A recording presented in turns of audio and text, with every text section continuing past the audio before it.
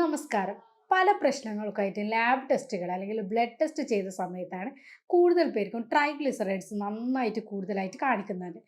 ചില പേഷ്യൻസ് വന്നിട്ട് പറയാറുണ്ട് 400 ഉണ്ട്, 500 ഉണ്ട് ഡോക്ടർ, അല്ലെങ്കിൽ 700 വരെ അതിന് മേലെ വരെ പോയിട്ടുണ്ട് എന്നൊക്കെ. പക്ഷേ എന്താണ് ഇതുവരെ ഇതിൻ്റെ വലിയ ലക്ഷണങ്ങളൊന്നും എനിക്ക് കാണിച്ചിട്ടില്ല.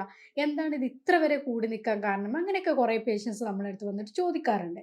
ട്രൈഗ്ലിസറൈഡ്സ് കൂടാൻ എന്തൊക്കെയാണ് കാരണങ്ങൾ? അത് നമുക്ക് എങ്ങനെയൊക്കെ വീട്ടിലിരുന്നിട്ട് തന്നെ കുറക്കാൻ പറ്റും? അല്ലെങ്കിൽ എന്തൊക്കെ നമുക്കതിൽ ചെയ്യാൻ പറ്റും? എന്തൊക്കെ ഭക്ഷണങ്ങൾ നമുക്ക് ശ്രദ്ധിക്കാൻ പറ്റും? ഇങ്ങനത്തെ കാര്യങ്ങളൊക്കെയാണ് ഞാൻ ഇന്ന് പറയുന്നത്. ഞാൻ doctor Afiya, senior consultant, doctor Basils homoeo hospital, Pandikkad, Malappuram ജില്ല.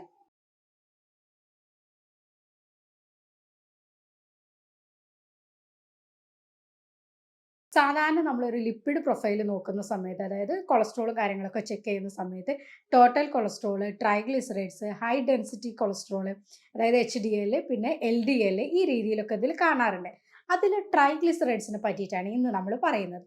ട്രൈഗ്ലിസറൈഡ്സ് എന്ന് പറഞ്ഞിട്ടുണ്ടെങ്കിൽ നമ്മുടെ ശരീരത്തിന് ആവശ്യമായ കോശങ്ങൾക്കൊക്കെ ആവശ്യമായിട്ടുള്ള ഊർജ്ജം കൊടുക്കുന്നത് സാധാരണ പ്രോട്ടീന്, ഗ്ലൈക്കോജൻ, അതേപോലെ ഈ ട്രൈഗ്ലിസറൈഡ്സ് എന്നൊക്കെ പറഞ്ഞിട്ടുള്ള സാധനങ്ങളാണ്.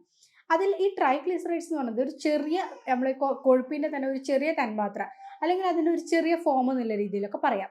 ഇത് ഒരു ചെറിയ ഒരു സാധനം പാർട്ടികൾ ആയതുകൊണ്ട് തന്നെ ഇത് പെട്ടെന്ന് അടിഞ്ഞുകൂടാനുള്ള സാധ്യതയും വളരെ കൂടുതലാണ്. ഇങ്ങനെ ഈ ട്രൈഗ്ലിസറൈഡ്സ് കൂടുന്ന സമയത്ത് രക്തക്കുഴലുകളിലൊക്കെ തന്നെ ഇത് കട്ട പിടിച്ച് നിൽക്കുകയും അങ്ങനെ അവിടെ രക്തോട്ടം കുറയുകയും ചെയ്യുന്ന ഒരു അവസ്ഥയിലേക്കും ഇത് നയിക്കാറുണ്ട്. അങ്ങനെ വരുന്ന സമയത്താണ് നമ്മളിപ്പോൾ ഈ സ്ട്രോക്ക് പറയുന്നത്, പക്ഷാഘാതം, അതേപോലെ തന്നെ ഹൃദ്രോഗങ്ങൾ, ഇങ്ങനത്തെയിലേക്കൊക്കെ തന്നെ ഇത് നയിക്കാനുള്ള സാധ്യത വളരെ കൂടുതലാണ്. പക്ഷേ ഈ ട്രൈഗ്ലിസറൈഡ്സ് 400 ഉണ്ട് അല്ലെങ്കിൽ 600 ഉണ്ട് എന്നൊക്കെ പറഞ്ഞ് ഇതിന് പേടിച്ചിരിക്കേണ്ട ഒരു ആവശ്യമില്ല. നമ്മൾ സ്വാഭാവികമായിട്ട് നമുക്ക് കുറച്ച് ജീവിതശൈലി മാറ്റങ്ങൾ വരുത്തുക, അതുപോലെ തന്നെ കുറച്ച് എക്സസൈസുകൾ ചെയ്യുക, കുറച്ച് ഫുഡിലൂടെ കാര്യങ്ങൾ ശ്രദ്ധിക്കുക. അതിന് കൂടെ തന്നെ നമുക്ക് മെഡിസിൻസും കാര്യങ്ങളും കൂടി എടുക്കുകയാണെങ്കിൽ നമുക്കിതൊക്കെ പെട്ടെന്ന് മാറ്റിയെടുക്കാൻ പറ്റും. അതുപോലെ തന്നെ ഇത് ജീവിതകാലം ഇതിന് മെഡിസിൻ കഴിച്ചുകൊണ്ടിരിക്കേണ്ട ഒരു അവസ്ഥയല്ല. ഒരു 2 3 മാസം, മാക്സിമം ഒരു 3 മാസം വരെ മെഡിസിൻ കഴിക്കുകയാണെങ്കിൽ തന്നെ ഈ ഇതിൻ്റെ ലെവൽസൊക്കെ നമുക്ക് നോർമൽ വന്നിട്ട് നമ്മുടെ ജീവിതശൈലിയിൽ കുറച്ച് മാറ്റങ്ങളും കൂടി വരുത്തിയിട്ടുണ്ടെങ്കിൽ നമുക്കിത് നോർമലൈസ് ചെയ്തുകൊണ്ട് തന്നെ പോകാൻ പറ്റും. സാധാരണ നമ്മളൊരു 12 അവർ ഫാസ്റ്റിംഗ് കഴിഞ്ഞതിന് ശേഷം രക്തം പരിശോധിക്കുന്ന സമയത്ത് 150 മില്ലിഗ്രാം പെർ ഡെസിലിറ്റർ ആണ് നമ്മൾ ഇതിനൊരു നോർമൽ റേഞ്ച് എന്ന് പറയുന്നത്. ഇതൊരു 151 മുതൽ 199 വരെയുള്ളതിന് നമ്മൾ ബോർഡർ ലൈൻ റേഞ്ച് എന്ന് പറയും. അത് 200 മുതൽ 499 വരെയുള്ളതിന് നമ്മൾ ഹൈ റേഞ്ച് എന്ന് പറയും. ഈ ഹൈ അതിന് മേലെ, അതായത് 500ന്റെ എബോ 500ന്റെ മുകളിൽ പോകുന്ന സമയത്ത് നമ്മളതിനെ വെരി ഹൈ റേഞ്ച്, അതായത് കുറച്ച് ബുദ്ധിമുട്ടുള്ള ഇതാണ്, അല്ലെങ്കിൽ നമ്മൾ എന്തായാലും നിർബന്ധമായിട്ട് അതിന് നമ്മൾ കെയർ കൊടുക്കണം എന്നുള്ളൊരു സ്റ്റേജിലേക്കാണ് ഇത് കാണിക്കുന്നത്. സാധാരണയായിട്ട് വേറെ ഒരു പ്രശ്നങ്ങളും ഇല്ലാത്ത ഒരാൾക്ക് തന്നെ ചിലപ്പോൾ ബ്ലഡ് ടെസ്റ്റ് ചെയ്യുന്ന സമയത്ത് ഈ രീതിയിൽ ട്രൈഗ്ലിസറൈഡ്സ് നന്നായിട്ട് കൂടുതലായിട്ട് കാണിക്കാറുണ്ട്. ഇങ്ങനെ ഉണ്ടെന്നുണ്ടെങ്കിൽ അവരിപ്പോൾ ഞാൻ പറയുന്ന കാര്യങ്ങൾ എന്തെങ്കിലും അവർക്ക് ഉണ്ടോ എന്നുള്ളത് നോക്കാം. ചിലപ്പോൾ തൈറോയിഡിന്, പ്രത്യേകിച്ച് ഹൈപ്പോ തൈറോയിഡിന് മെഡിസിൻ എടുക്കുന്ന ആൾക്കാരായിരിക്കാം, അല്ലെങ്കിൽ ഹൈപ്പോ തൈറോയിഡ് കണ്ടീഷനുള്ള ആൾക്കാരായിരിക്കും. അതുപോലെ തന്നെ സ്ഥിരമായിട്ട് എന്തിനെങ്കിലും സ്റ്റിറോയിഡിന്റെ മെഡിസിൻ എടുക്കുന്ന ആൾക്കാർ, അല്ലെങ്കിൽ എയ്ഡ്സ് അങ്ങനത്തെ ഏതെങ്കിലും കണ്ടീഷന് മരുന്ന് എടുക്കുന്ന ആൾക്കാർ, അതുപോലെ തന്നെ മൂത്രം പോകാൻ ബുദ്ധിമുട്ടുള്ള ആൾക്കാരാണെങ്കിൽ ഡയൂററ്റിക്സ് സ്ഥിരമായിട്ട് എടുക്കുന്നുണ്ടെങ്കിൽ അവർക്കൊക്കെ തന്നെ ഈ ട്രൈഗ്ലിസറൈഡ്സ് കൂടുതലായിട്ട് കാണിക്കാറുണ്ട്. ഇപ്പോൾ ജീവിതശൈലി രോഗത്തിന്റെ ഭാഗമായിക്കൊണ്ട് തന്നെ BP കൂടുതലായിട്ട്, അതായത് ഹൈ ബ്ലഡ് പ്രഷറുള്ള ആൾക്കാർ ബീറ്റ ബ്ലോക്കേഴ്സ് എന്ന് പറഞ്ഞ കണ്ടന്റുള്ള മെഡിസിൻ ആണ് അവരെടുക്കുന്നത്. ഈ ബീറ്റ ബ്ലോക്കേഴ്സ് കണ്ടന്റുള്ള മെഡിസിൻ എടുക്കുന്ന ആൾക്കാർക്കും ഇതുപോലെ തന്നെ ട്രൈഗ്ലിസറൈഡ്സ് കൂടുതലായിട്ട് കാണിക്കാറുണ്ട്. ഡയബറ്റിസ് ഉള്ള ആൾക്കാർക്ക്, അതേപോലെ തന്നെ അല്ലെങ്കിൽ പ്രീ ഡയബറ്റിസ്, ഇതൊക്കെ തന്നെ ഇതിനൊരു ഈ ട്രൈഗ്ലിസറൈഡ് കൂടുതലായിട്ട് കാണിക്കാൻ ഒരു കാരണമാവുന്നുണ്ട്. നമ്മുടെ ഇപ്പോഴത്തെ ജീവിതശൈലി ഭാഗമായിക്കൊണ്ട് തന്നെ നമ്മുടെ അരിഭക്ഷണങ്ങൾ കൂടുതൽ വരുന്നത്, മലയാളികൾക്ക് പ്രത്യേകിച്ച് തന്നെ ഒരു നേരങ്ങളോ അല്ലെങ്കിൽ 2 നേരം തന്നെ അരിഭക്ഷണം കൂടുതലായിട്ട് വേണം എന്നുള്ള ഒരു കൺസെപ്റ്റ് ഉണ്ട്. അരിഭക്ഷണം കൂടുതലായിട്ട് എടുക്കുന്ന ആൾക്കാർക്കും ഇതുപോലെ തന്നെ ട്രൈഗ്ലിസറൈഡ് കൂടുതലായിട്ട് കാണുന്നുണ്ട്. അതുപോലെ തന്നെയാണ് നമ്മൾ അമിതമായിട്ടുള്ള ഷുഗറിന്റെ ഉപയോഗം. പഞ്ചസാര ഒന്നല്ലെങ്കിൽ നമ്മൾ സിറപ്പായിട്ടോ അല്ലെങ്കിൽ ജ്യൂസിലൂടെയോ, അല്ലെങ്കിൽ പഞ്ചസാര ഇപ്പോൾ ബേക്കറി ഐറ്റംസിൽ കൂടുതലായിട്ട് പഞ്ചസാര ഉണ്ട്, അതേപോലെ റിഫൈൻഡ് ഫുഡ്സ് കൂടുതലായിട്ട് എടുക്കുന്നില്ല, ഇങ്ങനെയൊക്കെ തന്നെ കൂടുതൽ വരുന്ന സമയത്തും ഇതൊക്കെ ട്രൈഗ്ലിസറൈഡിന്റെ അളവ് കൂട്ടാൻ വേണ്ടിയിട്ട് കാരണമാക്കാറുണ്ട്. അതുപോലെ തന്നെ എടുത്തു പറയേണ്ട ഒരു കാര്യമാണ് മദ്യപാനം.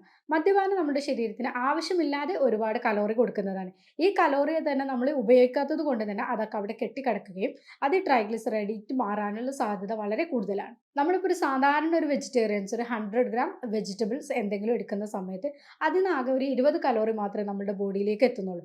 പക്ഷെ നമ്മളൊരു 100 ഗ്രാം അരി ഭക്ഷണം, അല്ലെങ്കിൽ 100 ഗ്രാം നമ്മൾ എന്തെങ്കിലും അന്നജത്തിന്റെ സാധനങ്ങൾ എടുക്കുന്നതോടുകൂടി തന്നെ നമ്മൾ 100 ഗ്രാം നമുക്ക് കലോറിയാണ് കിട്ടുന്നത്. അതാണ് അവിടെ അത്രയും വലിയ മാറ്റങ്ങൾ കാണിക്കുന്നത്. അപ്പോൾ നമ്മൾ ഈ അരിഭക്ഷണങ്ങൾ കൂടുതലായിട്ട് വരിക, ബേക്കറി ഐറ്റംസ് കൂടുതലായിട്ട് വരിക, പഞ്ചസാരൻ്റെ ഉപയോഗം കൂടുതലായിട്ട് വരിക, അതുപോലെ തന്നെ ട്രാൻസ് ഫാറ്റ്, ട്രാൻസ് ഫാറ്റ് പ്രത്യേകിച്ച് എടുത്ത് പറയും നമ്മൾ കേക്ക്, അതേപോലെ പിന്നെ പറയാൻ പറ്റിയത് ഫ്രഞ്ച് ഫ്രൈസ്. ഇതിലൊക്കെ കൂടുതലായിട്ടും ട്രാൻസ് ഫാറ്റ് അടങ്ങിയിട്ടുണ്ട്. ഇങ്ങനത്തെ സാധനങ്ങളൊക്കെ കൂടുതലായിട്ട് നമ്മുടെ ശരീരത്തിലേക്ക് എത്തുമ്പോൾ ഈ ട്രൈഗ്ലിസറൈഡിന്റെ അളവ് വളരെ കൂടുതലായിട്ട് കാണുന്നുണ്ട്. നമ്മൾ ആവശ്യമില്ലാത്ത കലോറി നമ്മുടെ ശരീരത്തിലേക്ക് എത്തുമ്പോൾ അതൊക്കെ ഈ ട്രൈഗ്ലിസറൈഡായിട്ട് മാറും എന്ന് പറയാൻ കാരണം എന്താ വെച്ചാൽ, നമ്മളിപ്പോൾ 2 ചപ്പാത്തി കഴിച്ചു.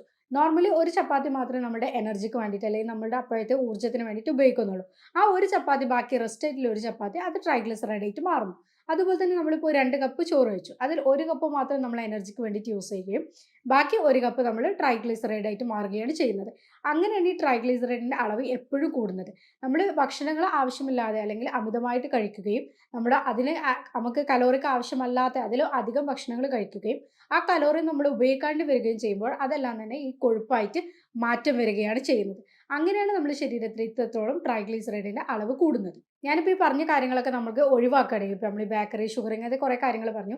ഇതൊക്കെ ഒഴിവാക്കുകയാണെങ്കിൽ തന്നെ നമുക്ക് ട്രൈഗ്ലിസറൈഡിന്റെ അളവ് കുറക്കാൻ പറ്റും. അതുപോലെ തന്നെ ഏതൊക്കെയാണ് നമ്മൾ എടുക്കേണ്ടതെന്ന് വെച്ചിട്ടുണ്ടെങ്കിൽ, അല്ലെങ്കിൽ നമ്മുടെ ഭക്ഷണത്തിൽ ഉൾപ്പെടുത്തേണ്ടതെന്ന് പറയുകയാണെങ്കിൽ, മീൻ പ്രത്യേകിച്ച് കറി വെച്ചിട്ട് തന്നെ കൂട്ടാൻ നോക്കുക. അത് പൊരിച്ച് അല്ലെങ്കിൽ അതിൻ്റെ കാര്യങ്ങളൊക്കെ ഒഴിവാക്കുന്ന രീതിയിലല്ലാണ്ട് കറി വെച്ചിട്ടെടുക്കുക. അതിൽ പ്രത്യേകിച്ച് ചെറു മത്സ്യങ്ങൾ, ഈ മത്തി, ചൂര അങ്ങനത്തെ സാധനങ്ങളൊക്കെ, അയല അങ്ങനത്തെ ചെറു മത്സ്യങ്ങൾ എടുക്കുകയാണെങ്കിൽ ഒമേഗ 3 ഫാറ്റി ആസിഡ് കൂടി കൂടുതൽ അടങ്ങിയത് കൊണ്ട് തന്നെ ഇതിൽ നിന്ന് നമുക്ക് നല്ല രീതിയിൽ ഒമേഗ 3 ഫാറ്റി ആസിഡ് കിട്ടുമ്പോൾ ട്രൈഗ്ലിസറൈഡിന്റെ അളവ് കുറക്കാൻ പറ്റും. അതുപോലെ തന്നെയാണ് നട്ട്സ്. നട്ട്സിന്റെ കാര്യത്തിൽ ഏതും ആയിക്കോട്ടെ, ബദാമോ അല്ലെങ്കിൽ അതുപോലെ തന്നെ നമ്മൾ കശുവണ്ടി അങ്ങനത്തെ ഏത് നട്ട്സ് ആണെങ്കിലും നല്ലതാണ്. വെജിറ്റബിൾസ് ഞാൻ നേരത്തെ പറഞ്ഞു, നമ്മൾ 100 ഗ്രാം വെജിറ്റബിൾ എടുക്കുകയാണെങ്കിൽ തന്നെ അതിൽ 20 കലോറി മാത്രമേ നമ്മുടെ ശരീരത്തിലേക്ക് കിട്ടുന്നുള്ളൂ. അതുകൊണ്ട് തന്നെ അത് കലോറി നമുക്ക് ആവശ്യത്തിനുള്ളത് തരും ചെയ്യും, അമിതമായിട്ട് തരുന്നില്ല എന്നുള്ളതുകൊണ്ട് ഏത് തരം വെജിറ്റബിൾസ് എടുക്കുകയാണെങ്കിലും നല്ലതാണ്.